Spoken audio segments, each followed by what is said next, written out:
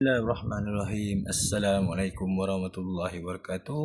Allahumma salli ala Sayyidina Muhammad wa ala ali Sayyidina Muhammad. Salam Jumaat. Okey, saya bawa balik daripada Jumaat tadi.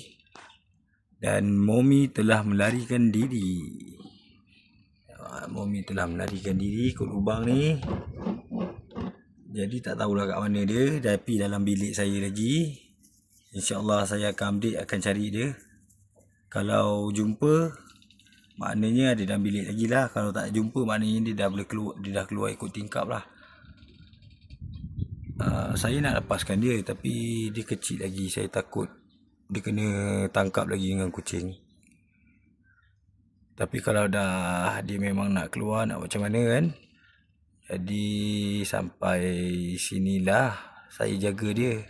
Tapi saya rasa ada lagi dalam bilik saya, tapi tak ada masa nak cari. Buat masa sekarang saya nak ada hal yang untuk diuruskan.